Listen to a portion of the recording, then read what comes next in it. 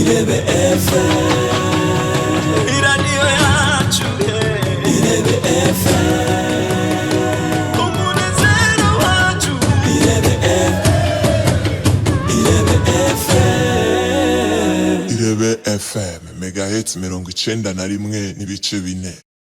turabaherera ikaze twongera tubifuriza kuroranirwa muri izi nyigisho zigiye kumara iminsi ibiri.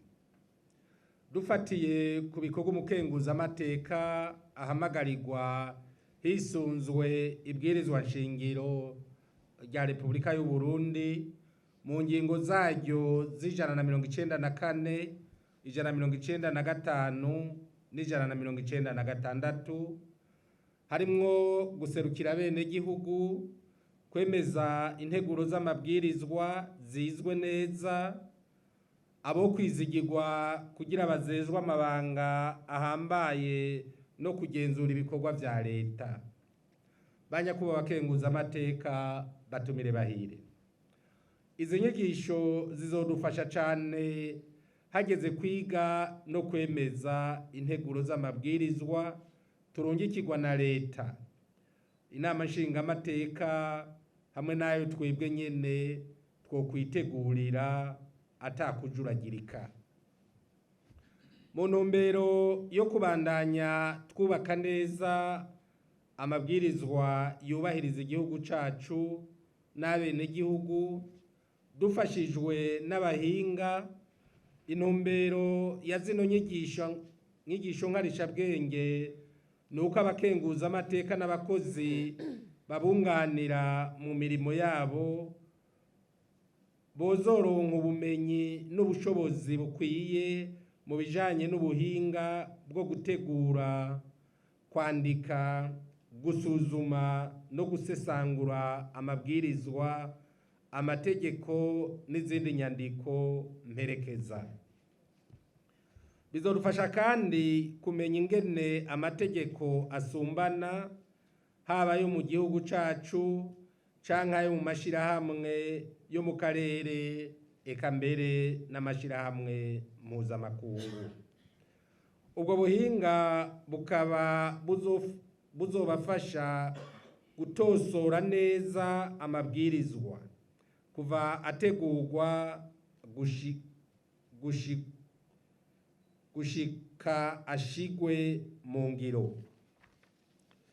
Izi nyigisho zizodufasha kandi guhinyanyura cane amabwirizwa y'igihugu cacu ciza c'u Burundi, twisunze ubumenyi, intumbero n'amabwirizwa yacu hamwe n'ayo mu rwego mpuzamakungu igihugu cacu cemeje. Rero tuzifate nka nkama, musanzwe muzi ko kwiga ari uguhozako, kandi banyakuba bakenguza amateka nitubahamagariye ku ntebe y'ishuri.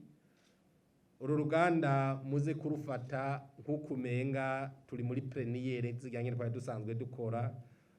Ni muri iyo ntumbero bizotuma ivyo bazoba ariko baratwigisha tubifata nka nkama.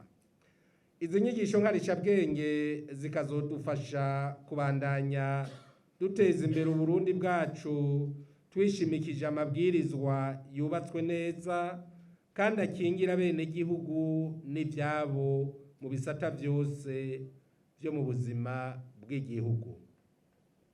Banyakuba bakenguza amateka batumire bahire. Imbere yo kurangiza, turakengurukiye cane abakenguza amateka basanzwe bafise imirimo myinshi bigoye bakitaba zino nyigisho nkarishabwenge, na cane ko muzi ko twavuye ku 39 tukaba umuryango w'abana 13. N'ikimenyetso ko bashashaye gukora neza ku neza y'igihugu. Nitworeka rero gushimira kandi na nyakubahwa umuyobozi mwishikira mu biro kwa Buramatari yaduhaye ikaze akongera akatubwira nuko intara ya Bujumbura yifashe. Tumwifurije kubandanya agubwa neza. Turakengurukiye kandi abahinga bateguye inyigisho baza kudusangiza, tukaba twizeye ko muza kuzifata nka nkama, gutyo zizodufashe kubandanya dutunganya neza integuro z'amabwirizwa n'ibindi bikorwa tujejwe, kugira ngo tubandanye duserukira by'ukuri abenegihugu batwizeye bakadushira imbere. Nitworeka gushimira abo bose bitanze batiziganya mu nteguro ya runo ruganda rw'inyigisho nkarishabwenge. Utwo twigoro tuzotuma urwego rw'inama nkenguzamateka rurushirizaho guserukira neza abenegihugu, gutera intambwe mu by'ubuhinga no gutunganya neza imirimo rujejwe, na cane cane gutunganya neza integuro z'amabwirizwa zifasha kubahiriza igihugu n'abenegihugu. Mudukundire rero tubasabe ko iyi minsi tugiye kumara ngaha twoyivyaza umusaruro mu gukurikirana izi nyigisho atagusamara, kuko arizo zizotubera kirumara mu mirimo tujejwe.